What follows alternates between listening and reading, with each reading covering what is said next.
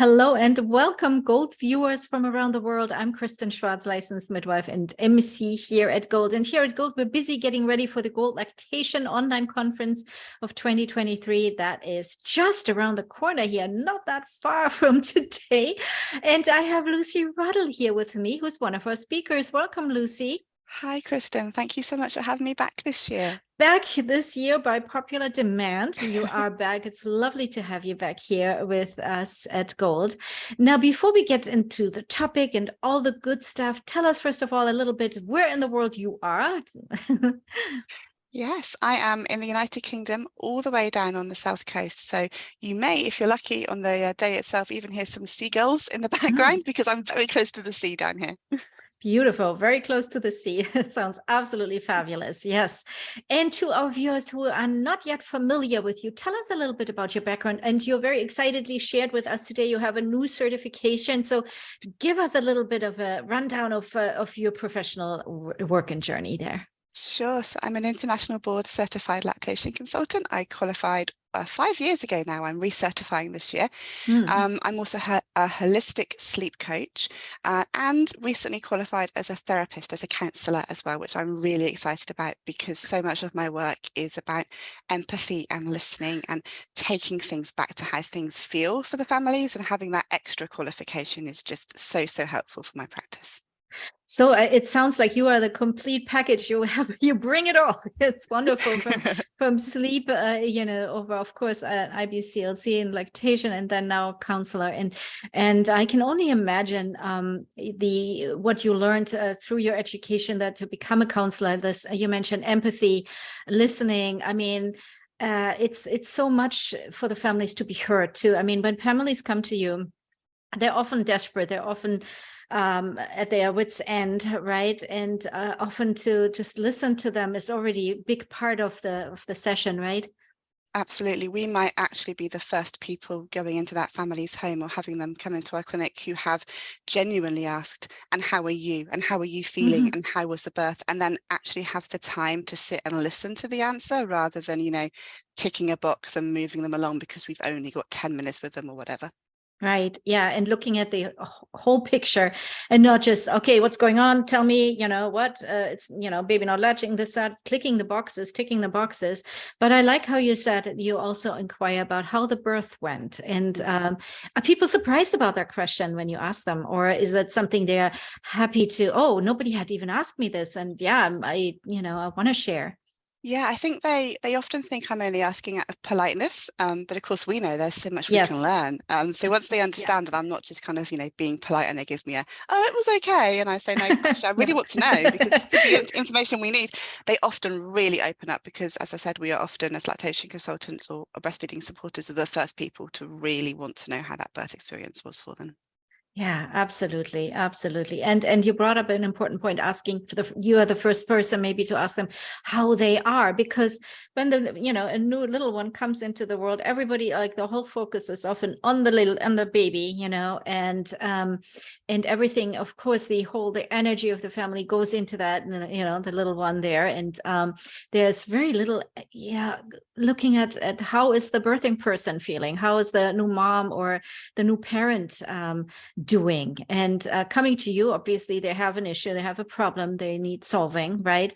And emotionally, for that person, I can only imagine it must be so hard, because coming to you with a feeding issue, the parent comes to you because they want to breastfeed, they want to be doing the best for their baby, and here they are struggling and recovering from birth, so they're exhausted, they're sleep deprived, and then having the feeling, what many describe as a failure as a parent, to do what's best for their parent, or doing these kind of what often is described as this, elementary, it should come easy to you, it's natural. And then it isn't, right? And it's not coming easy, and they are coming to you, and here they are, and you are possibly the first person who really looks at them and go like, well, tell me how you feel. And it's so much more than just the feeding. at that point, Yeah, right? well, it's all kind of intertwined with each other because, I mean, Hmm. we only have to start looking at the importance of oxytocin to Yeah. understand that if a mum is on edge or a parent is on edge and they're Yes. anxious because they think that the next feed is going to hurt and you're a stranger in their home, it's going to hurt because their shoulders are up here, you know. Yeah. Yeah. um, Yeah. like, I don't want to feed my baby, but once they start to kind of relax and feel heard and listened to, that oxytocin can flow. And then even if we do nothing but listen, quite often the feed is going to be slightly less painful than it was before because their muscles aren't tense. You know, all we've done is listen, you know. And showed some empathy too.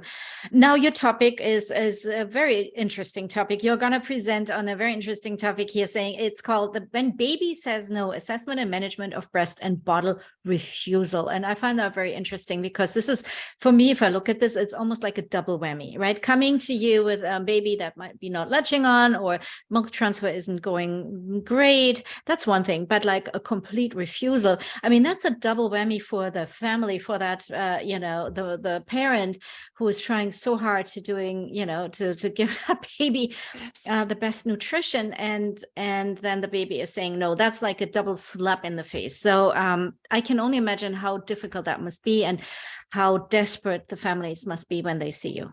It feels deeply, deeply personal to have this baby, you know, that you've carried for 9 months, you've gone Mm-hmm. through often quite a lot of trauma, birthing, and then you think, okay, at least I can breastfeed. And then Yeah. you have all the milk and you know what you're doing. Often this happens to parents that have breastfed before or people who are even qualified in breastfeeding support.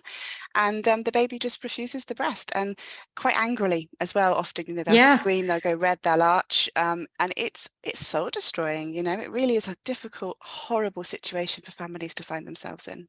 Yeah, because I think like that baby hates me, my baby doesn't like me. I'm a terrible parent. I can't do anything right. I mean, that's really really hurtful on a deeply deeply emotional basis, and can really do some damage also to the parent's mental health as well. Yes, it really, really can, you know. Yeah, it just, this is where excellent support is needed and where we need to bring in that combination of having a good clinical understanding of what could be happening for this infant, because we know they'll actually tell us if a baby can breastfeed, they will breastfeed. So why isn't this baby Mm. breastfeeding? What's the issue? Mhm. But then also bringing that clinical knowledge alongside some really intense emotional work and understanding and listening for that family who are feeling rejected by their baby. Rejected. Yeah.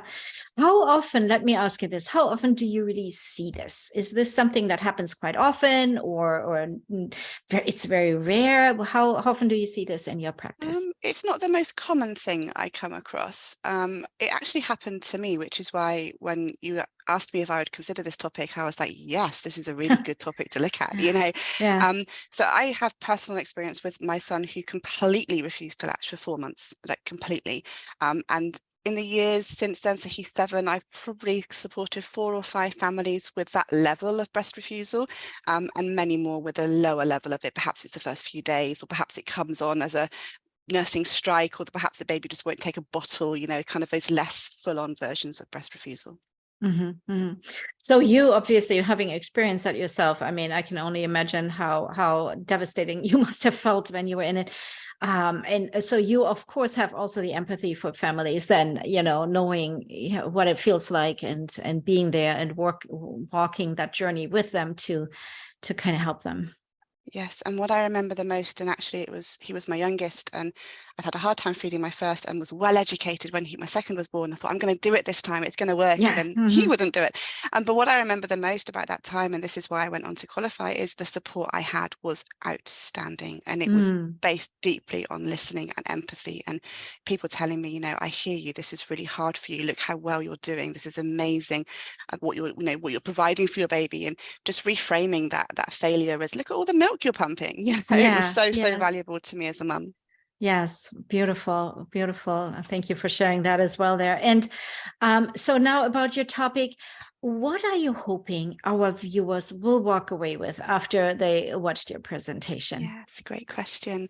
I always want, no matter what I'm talking about, I want people to come away feeling kind of more confident in the topic that we're discussing, because I Mhm. think often in this industry we suffer from imposter syndrome on one Yeah. degree or another.